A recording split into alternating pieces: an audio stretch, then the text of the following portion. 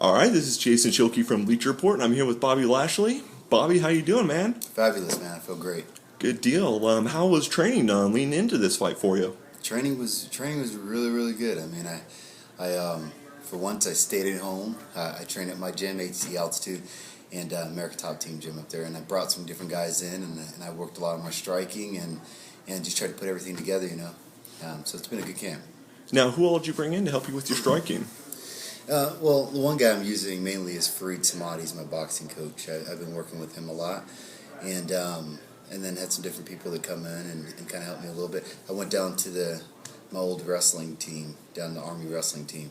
I went and wrestled with some of the Greco guys down there. They have some of the greatest wrestlers in the world. The one or two guys in almost every weight class. But I wrestled with the guy, Jamil Byers. He's a Greco-Roman world champion, heavyweight, about 300 pounds. So we were pushing ourselves around, and he was showing me some good technique there. Sean Lewis, the coach, he was also instrumental in working with me on some different clinch work things. And Todd Duffy came in. He rolled around with me a little bit. And then one of the guys fighting on the card with me, Chilo Gonzalez, he also stepped in, and we did a lot of sparring and working out there. But, I mean, all in all, I had a lot of great people to work with. Now, how long of a camp did you have to prepare for this fight?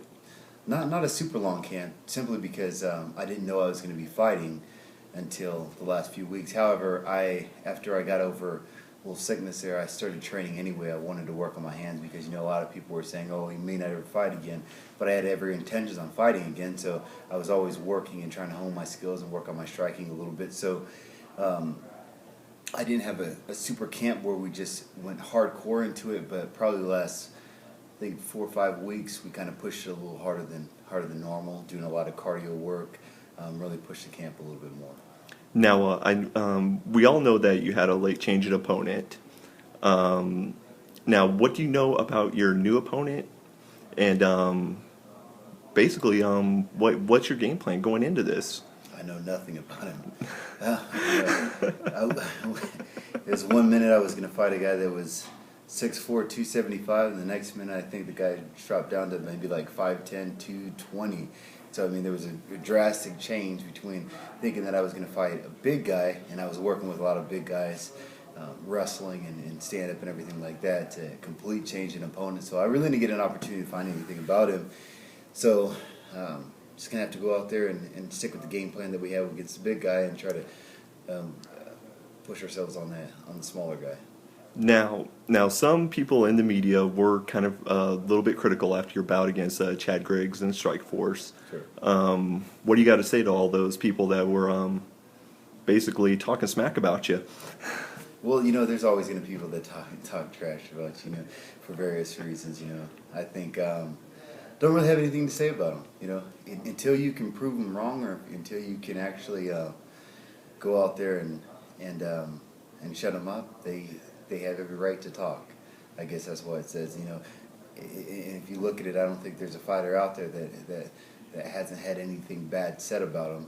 But most of those fighters have overcome that and show that they're better than what people say.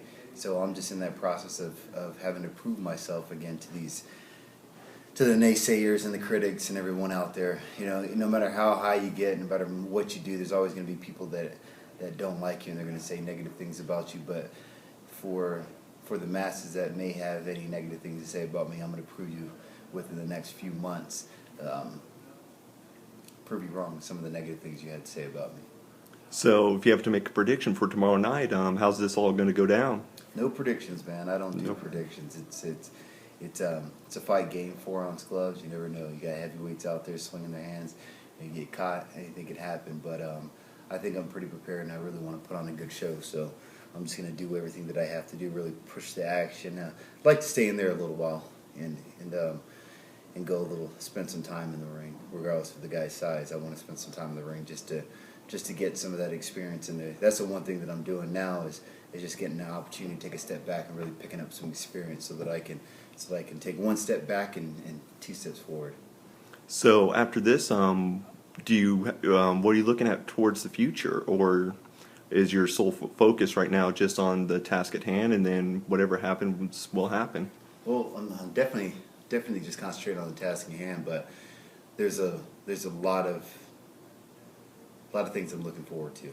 I'm still contracted by Strikeforce, and I have a contract with him, I think, until the end of April.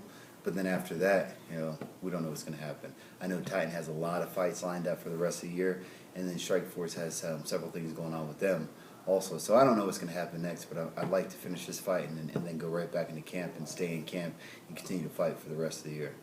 Well, Bobby, we all wish you the best of luck on your fight tomorrow night, and thank you for taking the time to speak with us. Anytime, man. Cool. Thank you. For MMA here with Phil Baroni, the New York Badass, man. How you feeling? Feeling great.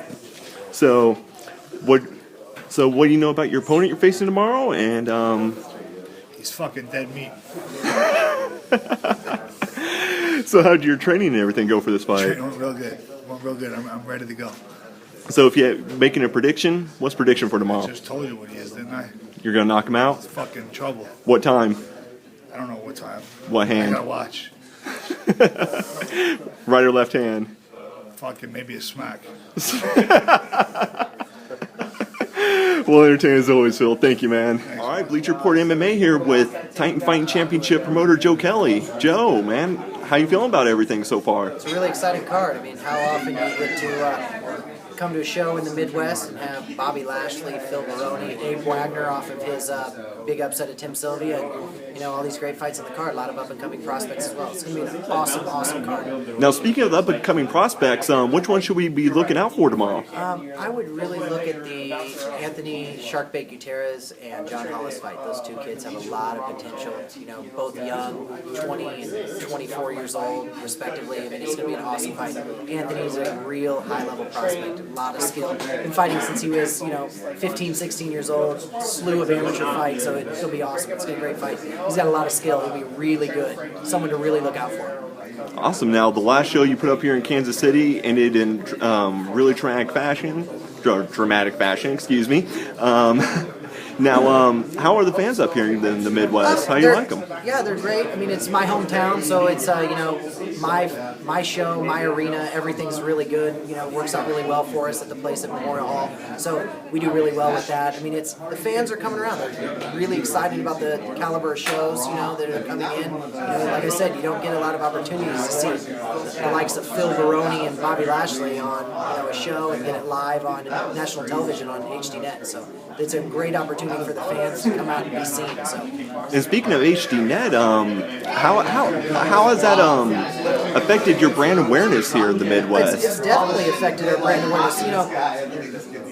The progression of a promotion, you got to build yourself up, and everyone's striking out and wanting to get a TV deal. But when you get one, there's not many people that get it. So we're very lucky to have that. So we've got a lot of exposure. And it sure didn't hurt that we had some major upsets in the last show with Tim Sylvia losing and Rich Clementi getting submitted both in dramatic fashion. So that increased awareness as well. But HDNet's been a spectacular partner. They really look out for us and really work with us to put on great fights and support us a lot.